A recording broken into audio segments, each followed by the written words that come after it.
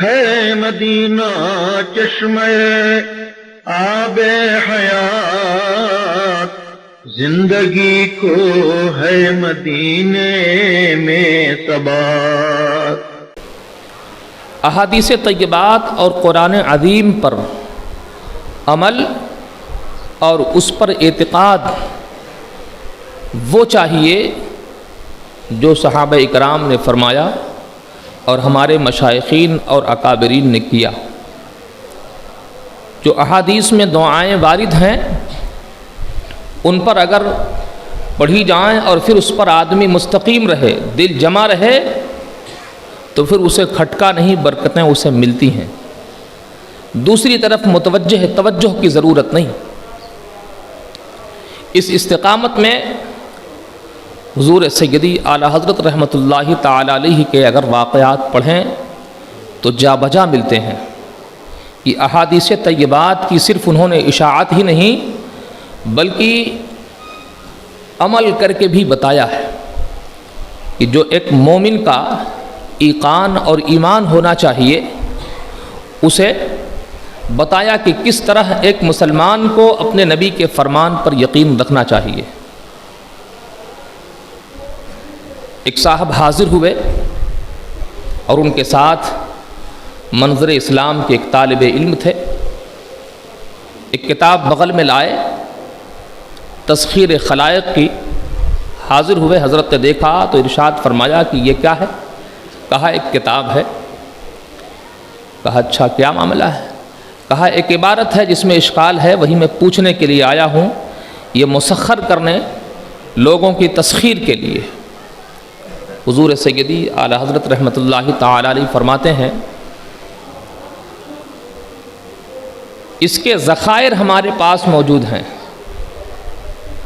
تسخیر کے کتابوں کے ہمارے پاس ذخائر موجود ہیں، لیکن میں نے کبھی ان کی طرف توجہ نہیں کی۔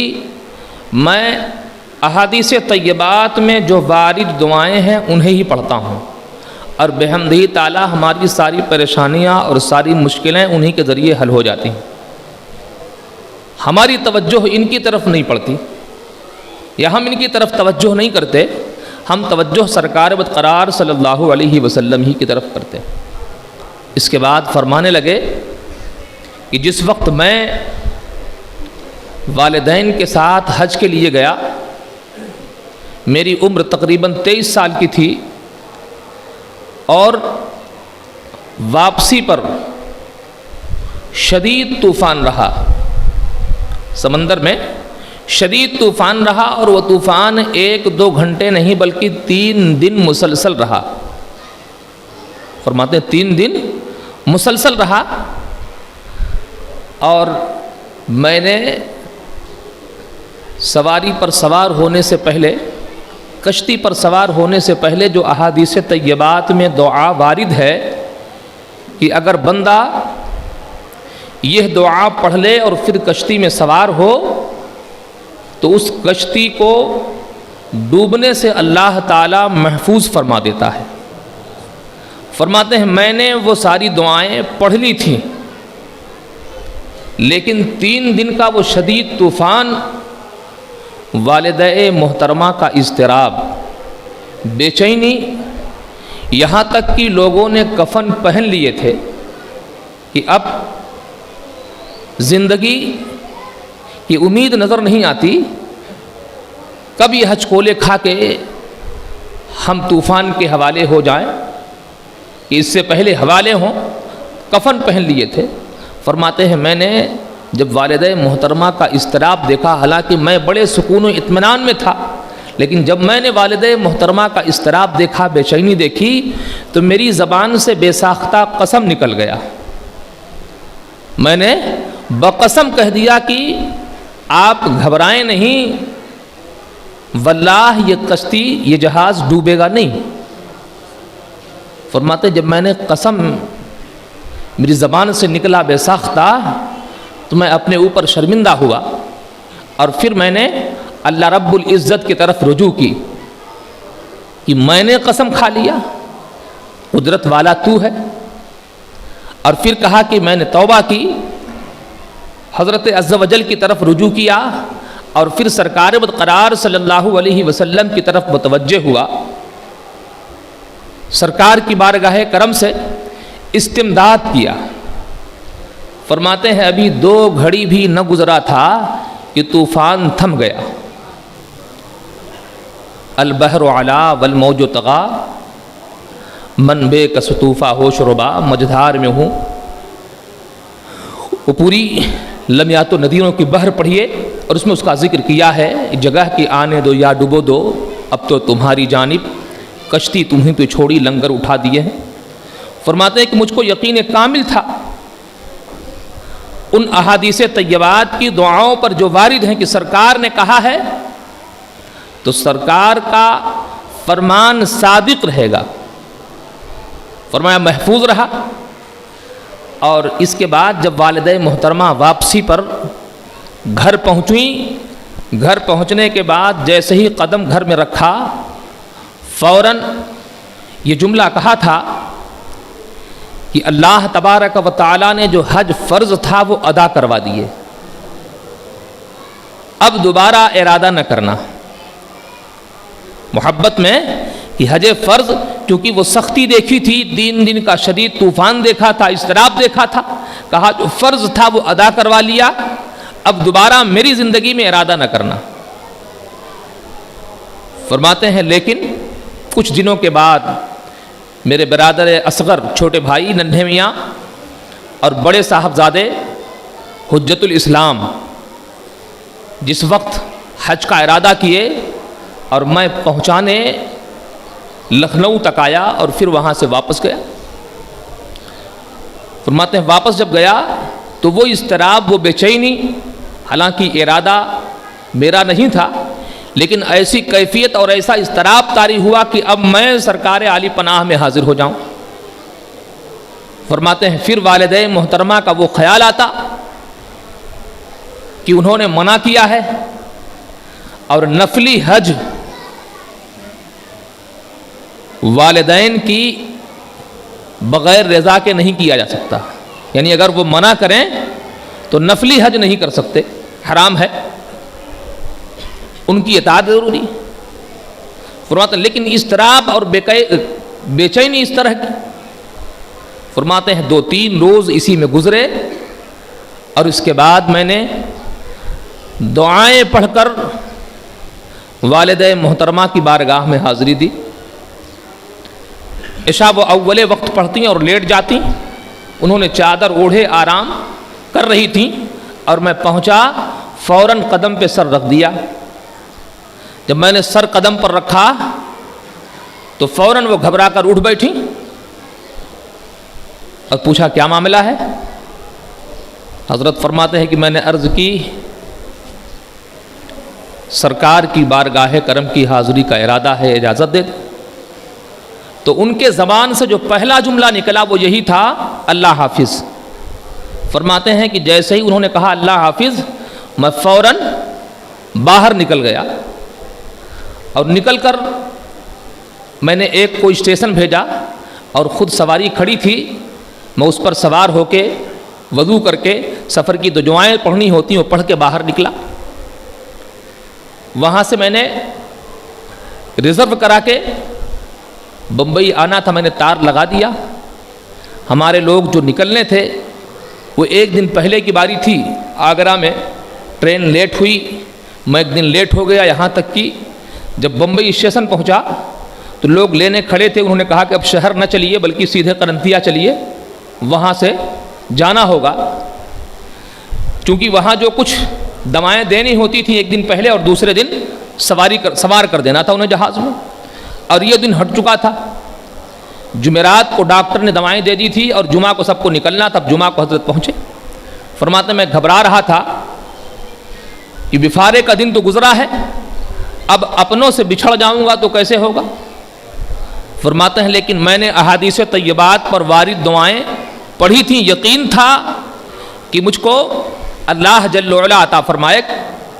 فرماتے جب میں پہنچا کرنتیا تو لوگوں نے کہا کہ ابھی تمہارے لوگ باقی ہیں، گیا ملا تو پتہ چلا کہ دوائیں بھی ابھی باقی ہیں، کل ڈاکٹر آیا لیکن اس نے دوائیں دی اور دیتے وقت اچانک اس سے گھبراہٹ ہوئی، آدھے لوگوں کا کام کیا، آدھے لوگوں کو چھوڑ چلا گیا، آج جو تمہارے لوگ باقی اس کے ساتھ ہو جائے۔ فرماتے میں نے اللہ کا شکر ادا کیا، حاضر ہوا اور بفارہ ہوا، پھر ہم لوگ جہاز کے لیے آئے۔ فرماتے میں ٹکٹ لینے گیا تو ٹکٹ نہ مل رہا تھا، ملا بھی تو دوسری جہاز کا اور تیسرے درجے کا۔ فرماتے ہیں کہ اس کا بھی راز بعد میں کھلے گا کہ سرکار نے کرم فرمایا کہ تیسرے درجے کا ٹکٹ کیوں دلوایا۔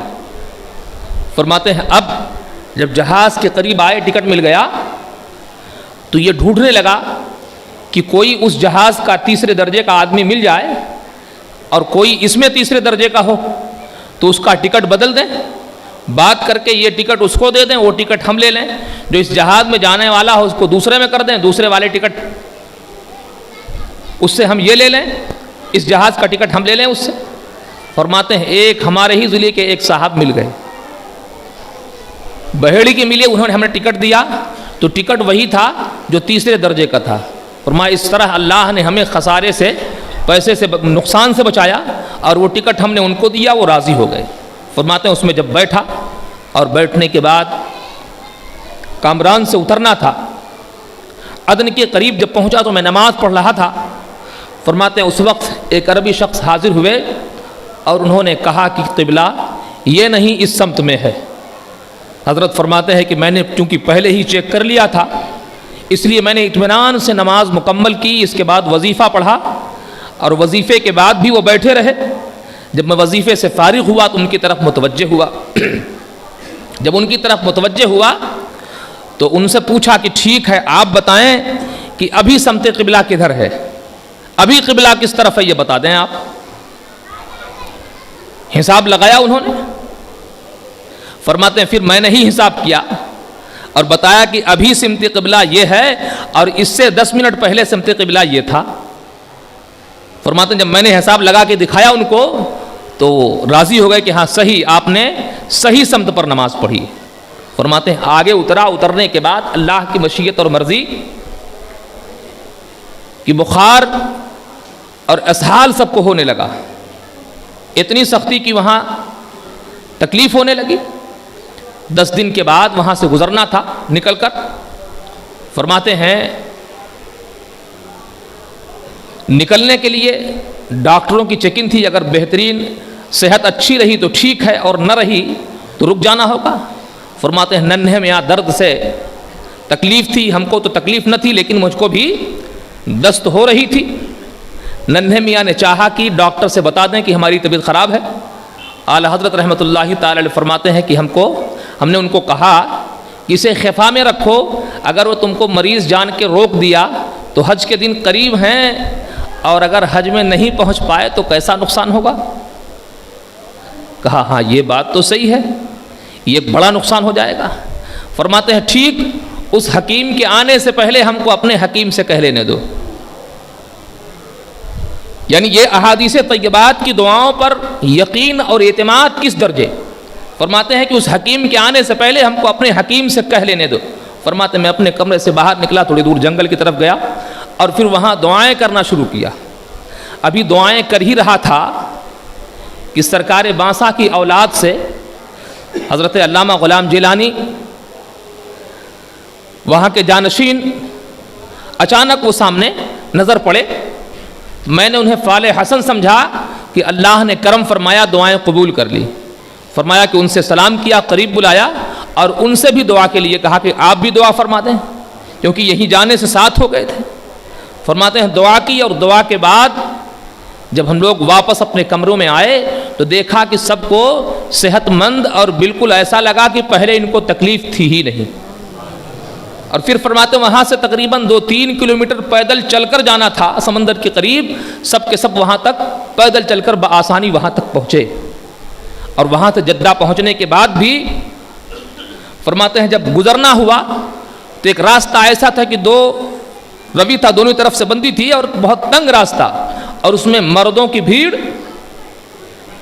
حضور سیدی اعلی حضرت رحمۃ اللہ تعالی فرماتے ہیں میں اپنی سواریوں میں اپنے گھر کی عورتوں کو لے کے 5 گھنٹے کھڑا رہا۔ اختلاط سے بچنے کے لیے آج ہم لوگ بھی دیکھیں ذرا سی بھی احتیاط نہیں کرتے بھیڑ بھاڑ میں خواتین کے ساتھ بھی گزر جاتے ہیں یا ایسی جگہوں پر چلے جاتے ہیں، لیکن اعلیٰ حضرت رحمۃ اللہ تعالی نے شریعت کا مسئلہ صرف بتایا ہی نہیں بلکہ اس پر عمل بھی کر کے سختی کے ساتھ بتایا کہ کس طرح آدمی سختی کے ساتھ عمل کرے تو اللہ کس طرح برکتیں عطا فرماتا ہے۔ 1-2 گھنٹے نہیں بلکہ 5 گھنٹے صبح سے لے کر دوپہر ہو گئی اسی انتظار میں کہ بھیڑ کم ہو جائے تاکہ اختلاط نہ ہونے پائے، بھیڑ کم ہو جائے، 5 گھنٹے کھڑے رہے۔ فرماتے ہیں اب اس وقت بھوک، پھر دھوپ، پھر پیاس سخت۔ فرماتے ہیں برادر اصغر آئے اور کہنے لگے کہ آخر کب تک کھڑے رہو گے، کب تک انتظار کرو گے؟ اعلیٰ حضرت رحمۃ اللہ تعالی فرماتے ہیں کہ ٹھیک ہے، اگر آپ کو جلدی ہو تو آپ جائیے، لیکن ہم عورتوں کو تو نہ جانے دیں گے، اس بھیڑ میں ان کو تو نہ جانے دیں گے۔ فرمایا کہ اب کس کی مجال تھی کوئی کچھ کہتا، لیکن اب تھوڑی ہی دیر گزری تھی کہ صاحب آئے عربی شخص اور انہوں نے کہا کہ میں تم کو پریشان دیکھتا ہوں، کیا بات ہے؟ اعلیٰ حضرت رحمۃ اللہ تعالی نے فرمایا کہ گرمی، دھوپ، پیاس اور پھر ہمارے ساتھ یہ عورتیں، ہمیں گزرنا ہے اور یہ مردوں کی بھیڑ گزرنے سے ہمیں مانے ہے۔ فرماتے ہیں انہوں نے کہا کہ ٹھیک ہے، ایسا کرو کہ تم مردوں کا ایک حلقہ بنا لو کہ تمہارے مرد کنارے ہو جائیں اور تمہاری عورتیں بیچ میں ہو جائیں، حلقہ بنا لو اور پھر میرے پیچھے آؤ، میرے پیچھے آؤ۔ فرماتے ہیں کہ حلقہ بنایا، عورتوں کو بیچ میں کیا اور ہم ان کے پیچھے چلے۔ کہتے ہیں کہ واللہ العظیم ایسی آسانی ہوئی کہ کسی مرد کا بھی کاندھا ہمارے کاندھے سے نہ ٹکرایا، یعنی اللہ نے بحفاظت اس طرح گزارا۔ فرماتے ہیں آگے چل کے ہم وہ راستے سے گزر گئے اور جب گزر گئے تو ہم نے دیکھا ان کو، تلاشا کہ اب ملے تو وہ اب نظر نہیں آتے۔ بتانے کا مقصد یہ کہ آدمی اگر اپنے دین و ایمان پر قائم ہو کے سختی کے ساتھ عمل کرے تو اللہ اس پر عمل کی آسانیاں مہیا فرما دیتا ہے، لیکن پریشانیاں پہلے اٹھانی پڑتی ہیں، سختیاں آتی ہیں، دشواریاں آتی ہیں، دشواریوں کے بعد آسانیاں ہیں۔ فَإِنَّ مَعَ الْعُسْرِ يُسْرًا إِنَّ مَعَ الْعُسْرِ يُسْرًا۔ حضرت سیدنا بغداد رضی اللہ تعالی عنہ کی بارگاہ کرم میں ہم نیازیں اور استغاثے پیش کر کے اپنی پریشانیاں دور کرتے ہیں، ان سے استمداد کرتے ہیں کہ مولا ان کے ذریعے ہماری پریشانیاں دور کر دے، اور دور ہوتی بھی ہیں۔ بارہا کے ایسے مشاہدات اور تجربات ہیں، لیکن ذرا ان کی بھی زندگی پڑھیں تو خود فرماتے ہیں کہ جس وقت میں اپنے وطن سے پڑھنے کے لیے آیا بغداد تو اس وقت مجھ پر یہ حالت تھی کہ کھانے پینے کی وہ دقت کہ جب پیسے ہمارے پاس ختم ہو گئے تو پانیوں پر گزارا، یہاں تک کہ بھوک کی شدت نے ہمیں زمین پر لا دیا کہ ہم زمین پر لیٹ جاتے، اور اس وقت بھی میری زبان سے بے ساختہ یہی جاری ہوتی، آیت مبارکہ نکلتی کہ فَإِنَّ مَعَ الْعُسْرِ يُسْرًا إِنَّ مَعَ الْعُسْرِ يُسْرًا۔ ہر سختی کے بعد آسانی ہے، ہر سختی کے بعد آسانی ہے۔ تو اگر آدمی احکام شرعیہ کے قانون پر عمل کرے، نبی کی سنت پر عمل کرے، تو اگرچہ نفس کو تھوڑی دیر سختی لگتی ہے لیکن اللہ بعد میں اس کے لیے آسانیاں مہیا فرما دیتا ہے۔ تو ہمارے لیے ضروری ہے کہ ہم سنت و شریعت پر استقامت کے ساتھ ہی اپنی زندگی گزاریں، اگرچہ نفس کو دشوار گزرے لیکن ہم نفس پر دشواری کی وجہ سے احکام شرعیہ کو نہ چھوڑیں، نبی کی سنت سے انحراف نہ کریں۔ اللہ تبارک و تعالی ہم سبوں کو دین کا نفع بخش علم اور اس پر عمل کی توفیق عطا فرمائے۔ یہ واقعات سرکار اعلیٰ حضرت رحمۃ اللہ تعالی علیہ کے سفر کے حج کے بڑے عمدہ اور عبرت آموز ہیں، اگر ان کو پورا سنا جائے تو بڑی عبرتیں ہیں کہ کس طرح سرکار اعلیٰ حضرت نے سرکار برقرار صلی اللہ علیہ وسلم کی سنت پر عمل کر کے یہ بتایا کہ احادیث طیبات کی صرف اشاعت ہی نہیں بلکہ ان احادیث طیبات پر ہم نے استقامت کے ساتھ زندگی بھی گزاری ہے۔ اللہ جل وعلا ہم سبوں کو دین کا نفع بخش علم اور اس پر عمل کی توفیق سے نوازے۔ وآخر دعوانا ان الحمد للہ رب العالمین۔